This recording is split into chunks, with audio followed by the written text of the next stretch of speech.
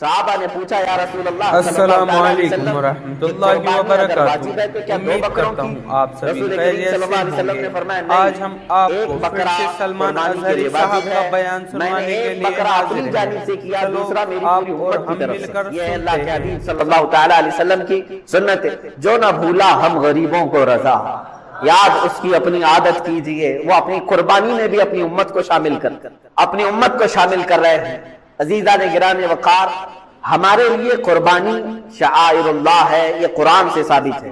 وَالْبُدْنَ جَعَلْنَاهَا لَكُمْ مِنْ شَعَائِرِ اللَّهِ، ہم نے اونٹوں کو یا جانوروں کو شعائر اللہ میں سے بنایا ہے، اللہ کی نشانیوں میں سے بنایا ہے۔ لَكُمْ فِيهَا خیر، قرآن یہ کہتا ہے اور ان کی قربانی میں تمہارے لیے بھلائی ہے۔ فَاذْكُرُوا اسْمَ اللَّهِ عَلَيْهَا سَوَاءً، جب یہ جانور کھڑے ہو جائیں تو اللہ کے نام کا ذکر کرو۔ ذبح کے لیے کھڑے ہو جائے تو تم اللہ کے نام کا ذکر کرو۔ فَإِذَا وَجَبَتْ جُنُوبُهَا، اور جب وہ ذبح ہو کر کے زمین پر آ جائیں، فَكُلُوا مِنْهَا، تم بھی اس میں سے کچھ کھا لو۔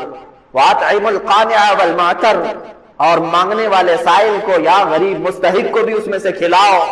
كَذَلِكَ سَخَّرْنَاهَا لَكُمْ، اور اللہ فرماتا ہے یہ جانور جو ہے ہم نے تمہارے تابع داری میں دیا، تمہارے تابع میں دیا ہے۔ عزیزان گرامی وقار، قربانی ہمارے عید کے اعتبار سے مسلمانوں کا ایک پرسنل لا ہے۔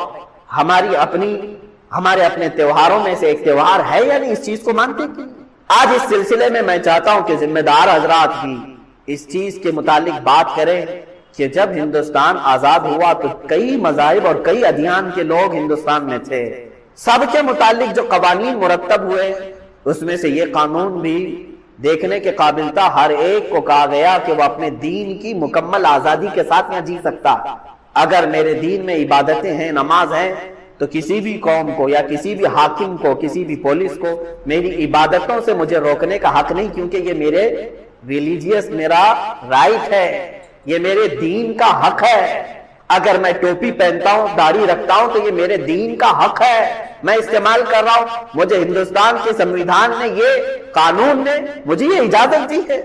آج اگر اتنے زمانے کے بعد پھر کوئی یہ کہے کہ تم فلاں چیز نہیں کر سکتے جو میرے دین میں سے ہے، تو گویا کہ وہ میری آزادی کو چھین کر مجھے دوبارہ غلامی میں لا رہا ہے، عزیزان گرامی وقار، آج حالات کو سمجھو اور جتنے شعائر اللہ ہیں، میں بار بار کہہ رہا ہوں کہ ان کی حفاظت کرو، چاہے جیسے بھی حالات ہوں۔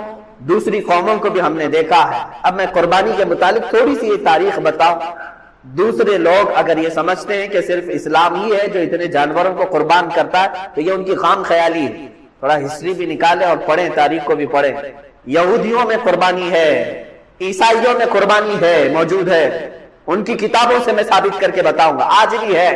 ہندوؤں کے کئی ایسے مقدس ان کے مقامات ہیں جہاں پر قربانی ہوتی ہے، وہ اس کو قربانی کہتے ہیں، بلیدان کہتے ہیں، اور ان کے اپنے اپنے تصورات ہیں کہ ہم اس جانور کو ذبح کریں گے تو پھر ہم جو ہے ایک شکتی حاصل کریں گے، اور ہر قوم کے نزدیک ایک ایک الگ الگ تصور بنا ہوا ہے۔ لیکن اعتراض کا اور چھیڑ چھاڑ کا اگر کوئی مقام ہے تو صرف اسلام کو بنایا گیا ہے، باقی دوسروں کی قربانیاں نظر نہیں آتی۔ عزیزان گرامی، تاریخ کی پرانی کتابوں سے بھی میں اگر آپ کو بتاؤں، ہر زمانے میں ہر قوم نے قربانی کی ہے۔ اگر جانور کے ذبح کے متعلق آپ پریشان ہیں تو میں ان شاکاہاری لوگوں سے بھی کہوں گا، تمہیں معلوم نہیں کہ جانور کے اندر صرف جان نہیں ہوتی، پیڑ پودوں کے اندر بھی جان ہوتی؟ کیا تمہیں نہیں معلوم؟ میل فیمیل ہوتے ہیں درختوں کے اندر، سب کسان بھی جانتے ہیں، کلمی کرتے ہیں، دو درختوں کو ملاتے ہیں، ایک میل اور فیمیل، تب وہ جلدی سے بڑھتے ہیں اور اچھے پھل دیتے ہیں۔ جانوروں کے علاوہ نباتات میں بھی، سبزیوں میں، درختوں میں، سب میں جان موجود ہے، بس یہ ہے کہ وہ چلتے نہیں ہیں، ایک جگہ پر کھڑے ہیں۔ جان تو ان کے اندر بھی ہے، لیکن تم انہیں بھی تو کاٹتے ہو، انہیں بھی تو کھاتے ہو۔ اس طرح سے اگر دیکھا جائے کہ کسی جان کو نقصان نہیں پہنچانا چاہیے تو خود اپنی جان کی بلیدان دینا پڑا۔ تم ایک جگہ بیٹھو گے، نہ کسی پھل کو کاٹ سکتے ہو کیونکہ اس کے اندر بھی جان، کسی سبزی کو کاٹو تو اس کے اندر بھی جان ہے۔ یہ تمام جان والی چیزیں ہی ہیں، نباتات بھی، عزیزان گرامی، اللہ تبارک و تعالیٰ نے پوری کائنات کو پیدا کیا اور اسی نے جب ہمیں یہ حکم دیا ہے کہ تم ان فلاں فلاں جانوروں کو ذبح کر سکتے ہو، تو بالکل یہ قانون فطرت کے مطابق ہے۔ اگر ذرا برابر بھی ظلم ہوتا تو رب تبارک و تعالیٰ کبھی اپنے بندوں کو کسی کو ذبح کرنے کا حکم ہرگز نہیں دیتا۔ اب دیکھیں آپ ظلم کہاں کہاں ہے، وہاں قرآن نے منع کیا کہ نہیں؟ ہم بیل، بکرے اور اونٹ کو تو ذبح کر رہے ہیں، لیکن کیا کبھی انسان کو ذبح کرنے کی اجازت قرآن نے دی ہے؟ بلکہ قرآن نے تو یہ کہا من قتل نفسا بغیر نفس او فساد فی الارض فکأنما قتل الناس جميعا، جس نے کسی ایک جان کو بھی قتل کیا ناحق، ایک جان کو بھی قتل کیا بغیر کسی حق کے، اللہ تعالیٰ فرماتا ہے گویا کہ اس نے پوری دنیا کے انسانوں کا قتل کیا، پوری انسانیت کا وہ قاتل ہے۔ تو اگر ذرا برابر بھی ظلم ہو سکتا ہے کہیں پر تو قرآن نے اس پر پہلے سے پابندی لگا دی کہ تم یہاں قتل نہیں کر سکتے، یہاں نہیں مار سکتے۔ عزیزان گرامی وقار، جن جانوروں میں اللہ نے برکت رکھی ہے انہی جانوروں کو ذبح کا بھی حکم دیا ہے۔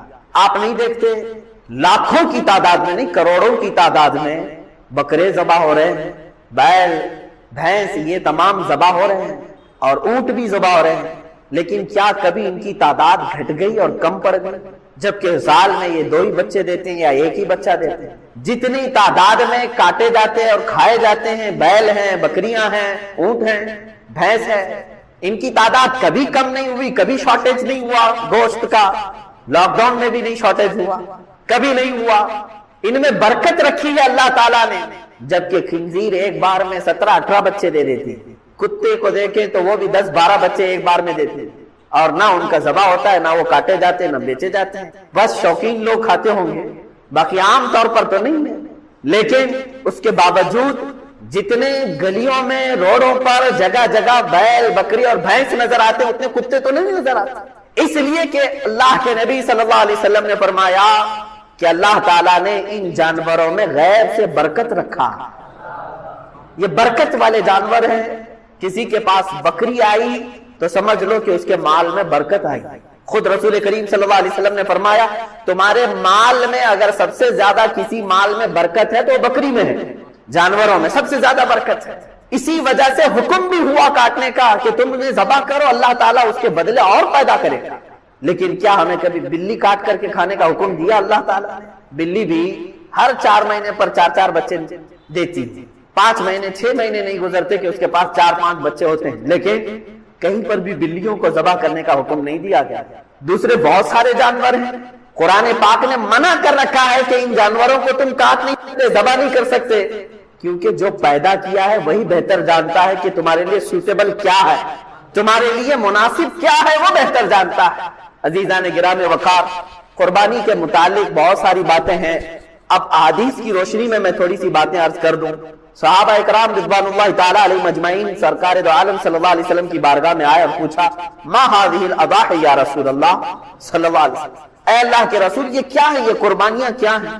نبی کونین صلی اللہ تعالی علیہ وسلم نے فرمایا ہر جانور کے بدلے تمہیں نیکیاں ہیں۔ نیت سے قربانی، گوشت کی نیت سے اگر کسی نے کیا اس کی قربانی نہیں، یا پھر اگر ذبح کرنے کے بعد بیچنے کی نیت کیا گوشت میں سے کچھ حصہ، وہ تجارت کی نیت کیا ہوا ہے، تب بھی اس کی قربانی نہیں۔ قربانی صرف وہ ہے جو خالص اللہ کی رضا کی، جو اللہ تعالیٰ نے حکم فرمایا مجھے اور اللہ کریم کے حکم پر عمل پیرا ہوتے ہوئے میں قربانی کر رہا ہوں، اس نیت کے ساتھ جس نے قربانی کیا اس کی قربانی قبول ہے۔ یہ اسلام چاہتا ہے آپ کی قربانی۔ اور لوگوں کے دل و دماغ میں جو اکثر بیٹھا ہوا ہے وہ یہ ہے کہ موسم آ رہا ہے، سب کر رہے ہیں تو ہم کو بھی کرنا چاہیے، اور کچھ لوگ فیشن کے طور پر، کچھ لوگ بچوں کی ضد پر قربانی کر گئے۔ یہ لوگوں کے ذہن و دماغ میں بیٹھا ہوا ہے، نہیں میرے عزیزو، جو مالک نصاب ہے اس پر قربانی واجب ہے، یہاں تک کہ اللہ کے نبی صلی اللہ علیہ وسلم نے ارشاد فرمایا استطاعت ہونے کے بعد، مالک نصاب ہونے کے بعد جس نے قربانی نہیں کیا،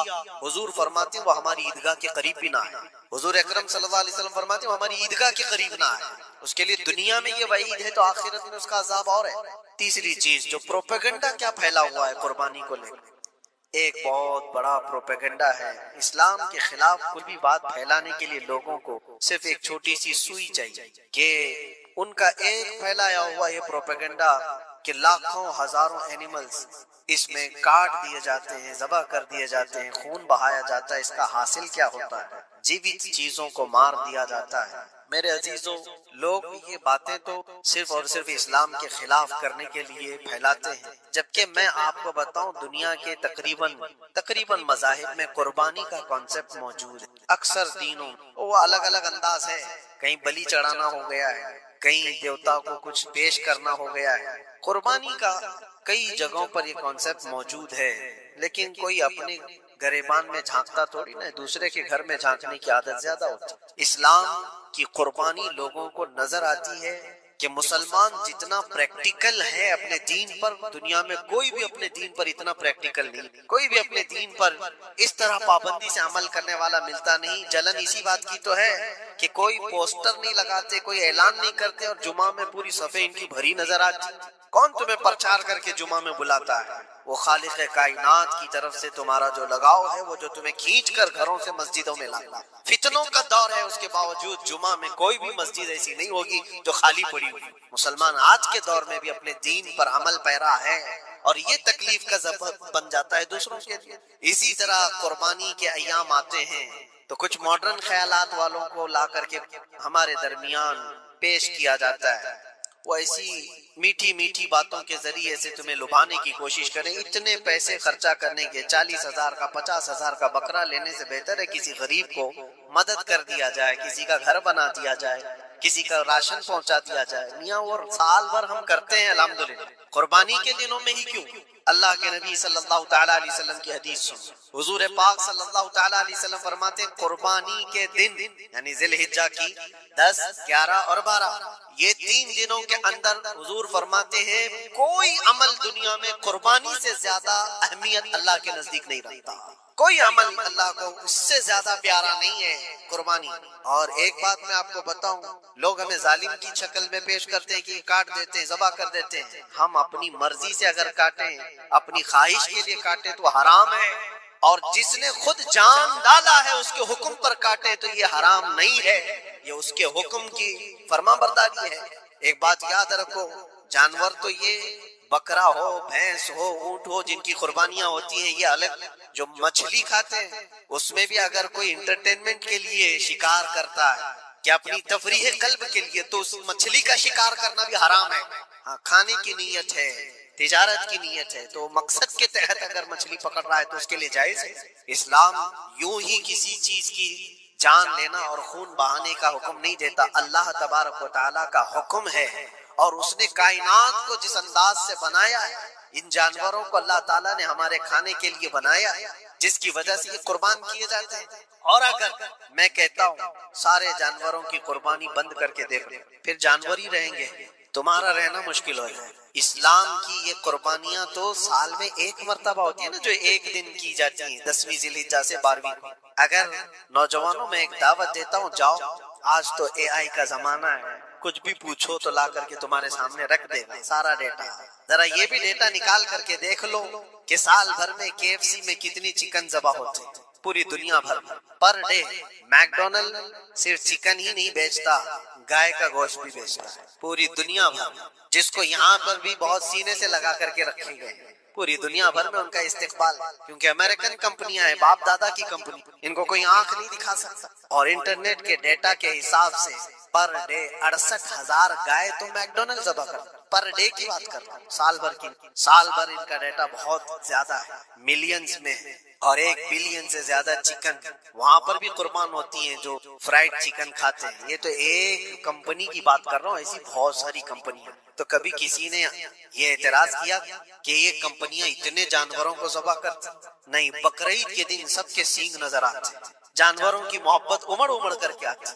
سال بھر جو قربان ہو رہے ہیں، کبھی کسی نے آبجیکشن نہیں کیا کہ یہ سارے آؤٹ لیٹس بند کیوں نہیں کر دیے جاتے، یہ ساری دکانیں کیوں نہیں بند کر دی جاتی جو سال بھر ذبح کر رہے ہیں۔ ہو سکتا ہے میکڈونلڈ یہاں نہیں ذبح کرتا گائے کو، کیونکہ یہاں پتہ ہے حالات صحیح نہیں، لیکن دوسری جگہ پر جا کر دیکھیں، سب جگہ پر بیف آسانی سے ان کے ہاں ملتا ہے۔ میں یہ باتیں صرف اور صرف یہ اس لیے کہہ رہا ہوں، پھیلایا ہوا پروپیگنڈا کیا ہے؟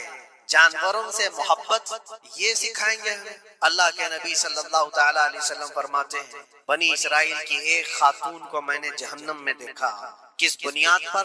फरमाते हैं वो इबादत गुजार थी, जायदा थी, परहेजगार थी, लेकिन एक बिल्ली पाली हुई थी और उसने कभी इबादत करनी होती तो 2-2 दिन 3-3 दिन तक अपने कमरे में गोशा नशीन हो जाती थी अकेली, और उसने अपनी बिल्ली को एक जगह पर गले से रस्सी लगाकर बांध दी और 3 दिन तक वो अपनी इबादत में रही, मसरूफ रही। और 3 दिन के बाद उसे ख्याल आया तो जाकर देखी बिल्ली मर चुकी थी।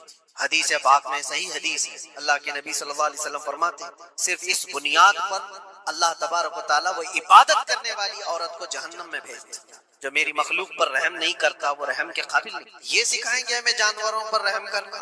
हम जिस जानवर को ज़बह करते हैं वो अल्लाह के हुक्म से करते हैं, उसके अलावा किसी भी जानवर को जुल्म करना, अल्लाह के नबी सल्लल्लाहु ताला अलैहि वसल्लम की हदीसों में से ये है कि जानवर पर जुल्म करना जिम्मी पर जुल्म करने से बड़ा है। और जिम्मी क्या है? जिम्मी वो जो मुसलमानों के मुल्क में अमन के साथ रहने के लिए रिक्वेस्ट किया हुआ हो और इस्लामी हुकूमत उसे अमन दी हुई हो। और अल्लाह के नबी सल्लल्लाहु अलैहि वसल्लम फरमाते हैं, मुसलमान पर जुल्म करने से ज्यादा बड़ा जुल्म जिम्मी पर जुल्म करना, और उससे बड़ा जुल्म जानवर पर जुल्म करना है। ये मेरे आका के फरमान है। नबी अकरम सल्लल्लाहु अलैहि वसल्लम ने फरमाया, और रहमतुल लिल आलमीन है। और एक बड़ी बात मैं आपको बताऊं, जो ये फैलाया जाता है कि जानवरों पर जुल्म जुल्म, सैयदना इमाम गजाली रहमतुल्लाह ताला अलैह की बात में पढ़ रहा था, हुज्जतुल इस्लाम, जिनकी किताबें पढ़ करके लोग अल्लाह के वली बन गए। इमाम गजाली का नाम सुना है? इतनी किताबें उन्होंने लिखा, तसव्वुफ के इमाम हैं, इल्म कलाम के इमाम हैं, मंतिक के इमाम हैं, फिक़ह और तसव्वुफ के इमाम हैं, बेशुमार उलूम व फनून के दरिया बहाए हैं। उस हुज्जतुल इस्लाम इमाम गजाली रहमतुल्लाह अलैह के इंतकाल के बाद उनके भाई ने उनको ख्वाब में देखा और पूछा, आपके साथ अल्लाह ने क्या मामला फरमाया? इमाम गजाली फरमाते, अल्लाह ने मुझे बख्श दिया, मेरी लिखी हुई किताबें, मेरी इबादतें, हजारों को जो मैंने पढ़ाया वो शागिर्द, ये सारी चीजों की वजह से नहीं, बस एक काम की वजह से। पूछा वो कौन सा काम? कहा एक बार मैं किताब लिख रहा था और सियाही में कलम डुबो करके लिखा जाता था, और सियाही जो बनती थी वो फलों के रस से निकाल कर, और लकड़ी का कलम उसमें डुबो करके लिखा जाता था। तो मैं लिख रहा था कि एक मक्खी आकर सियाही पर बैठ गई। मैं अपना कलम रोक लिया कि हो सकता है वो प्यासी वो पी कर चली जाए। काफी देर तक वो मक्खी उस सियाही पर बैठी रही और पी करके जब वो उड़ गई तो फिर मैं अपना कलम चलाता रहा। ये बात तो जिंदगी में आई और गई, मैंने तो इसको छोटा समझा था, लेकिन मेरी मौत के बाद रब तबारक व तआला ने मुझे उठाकर फरमाया, जिसने मेरी छोटी मखलूक पर रहम किया, बस इस नेकी की बुनियाद पर मैं तुझे जन्नत अता करता हूं। एक जानवर पर रहम करने की बुनियाद पर, एक जानवर पर रहम करने की बुनियाद पर। और हदीस पाक में, सही हदीस पाक में ये भी है, एक तवाइफ थी जिसने मरते हुए कुत्ते को बचाया था पानी पिलाकर, और उस बुनियाद पर उसकी बख्शिश हो गई। तवाइफ और रहम किया जानवर पर तो उसकी बख्शिश हो गई। मैं इस्लाम की वो चीजें तुम्हें बता रहा हूँ जो दुनिया तुम्हारे सामने ये चीजें लाने से आजीज है और कासिर है। यहाँ तक कि अल्लाह के नबी सल्लल्लाहु ताला अलैहि वसल्लम ने फरमाया, जानवर पर अगर तुमने जुल्म किया है तो जिस तरह से जुल्म करोगे कयामत के दिन ये अपने सींगों के साथ, अपने खुरों के साथ उठेगा और उसी तरह से उसका बदला भी दिलाया जाएगा। वो तुम्हें मारेगा कयामत और बदला लेगा। ये भी हदीस पाक में। जानवर पर हमें उसके चेहरे पर मारने का हुक्म नहीं है, उसको उसकी ताकत से ज्यादा बोझ डालने का हुक्म नहीं। अल्लाह के नबी सल्लल्लाहु ताला अलैहि वसल्लम के पास एक सहाबी आए, ऊंट पालते थे। हाँ, एक ऊंट बहुत सरकश हो गया है, और जब ऊंट सरकश हो जाता है किसी की खोपड़ी खींच लेता है, हाँ वो उसी वक्त सर को पकड़ लिया तो आदमी वहीं खत्म हो जाए। वो किसी के काबू में नहीं आ रहा था, हुजूर के पास आए। रसूल पाक सल्लल्लाहु अलैहि वसल्लम ने फरमाया, चलो मैं चलता हूँ, देखता हूँ। सहाबा कहते हैं, हुजूर जब चलने लगे तो हमें खौफ हुआ, डर हुआ कि ये ऊंट बिदक गया है, सरकश है, कहीं कुछ नुकसान न पहुंचा है। और तन्हा मेरे मुस्तफा सल्लल्लाहु अलैहि वसल्लम आगे बढ़ते चले गए। सहाबा कहते हैं, हमें डर लग रहा था, लेकिन मेरे अजीजों वो रहमतुल लिल आलमीन, सबकी रहमत बनकर आए। नबी पाक सल्लल्लाहु ताला अलैहि वसल्लम जब करीब गए तो कोई सरकशी नहीं किया, कुछ नहीं। हुजूर पाक सल्लल्लाहु ताला अलैहि वसल्लम के चेहरे के पास अपना मुंह करता है और अपनी जुबान को चपड़ चपड़ चपड़ करते हुए अपनी जुबान हिला रहा है, और हुजूर पाक सल्लल्लाहु ताला अलैहि वसल्लम ऐसे सुनते जा रहे हैं जैसे किसी दानिश्वर की बात सुन। फिर नबी पाक सल्लल्लाहु अलैहि वसल्लम ऊंट के मालिक की तरफ मुतवज्जे हुए और कहा, ये ऊंट तेरी शिकायत कर रहा है, ये ऊंट तेरी शिकायत कर रहा है। ये सरकश इसलिए हुआ कि तू इसकी ताकत से ज्यादा बोझ इस पर डालता है और खाना इसको कम दिया करता है। کیا یہ بات صحیح ہے؟ وہ جو بدو تھے، جو اونٹ کے مالک تھے، انہوں نے چہرہ جھکا لیا اور کہا وعدہ کرتا ہوں حضور پاک صلی اللہ علیہ وسلم سے کہ اس سے زیادہ، اس کی طاقت سے زیادہ بوجھ نہیں ڈالوں گا، اور اس کا چارہ، اس کے کھانے کا انتظام روزانہ کیا کروں۔ نبی پاک صلی اللہ علیہ وسلم نے اس اونٹ کی رسی پکڑی اور مالک کو دے دیا، پھر وہ اونٹ اسی طرح تابعدار ہو کر نکل پڑا۔ یہ اسلام میں میرے آقا صلی اللہ تعالیٰ علیہ وسلم کا عدل تو دیکھو، ان کی طاقت سے زیادہ کا بوجھ ڈالنے کا حکم نہیں ہے۔ اور دنیا یہ پروپیگنڈا پھیلائی ہوئی ہے کہ یہاں جانوروں کو کاٹا جاتا ہے۔ جو ذبح کرنے کا حکم ہے وہ اللہ کے حکم سے، میرے رب تبارک و تعالیٰ نے خود جان ڈالی، ہماری جان کا بھی وہی مالک ہے، جانوروں کے جان کا بھی وہی مالک ہے۔ اگر اللہ کا حکم نہ ہوتا تو ہمیں چونٹی مارنے کی بھی اجازت ہے، اللہ کا حکم نہ ہوتا تو ہمیں کسی کو بھی قربانی کرنے کی اجازت نہیں ہوتی۔ یہ رب تبارک و تعالیٰ کا حکم ہے، ظاہر سی بات ہے ہم اللہ کے بندے ہیں، رب تبارک و تعالیٰ جانوروں کی قربانی کا حکم دیا، اس لیے ہر سال بقرعید میں مسلمان قربانی کرتے ہیں۔ اگر اللہ چاہے تو اپنے بیٹوں کی قربانی کا بھی حکم دے دے، اور دیا ہے رب تعالیٰ، اور وہ بھی کر کے دکھایا سیدنا ابراہیم علیہ السلام۔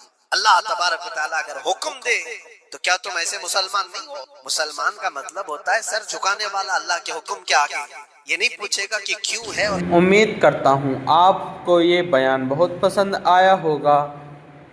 ایسے ہی بیان سننے کے لیے ہمارے چینل کو لائک اور سبسکرائب کریں اور بیل آئیکن بھی دبا دیں۔ ملتے ہیں اگلی ویڈیو میں۔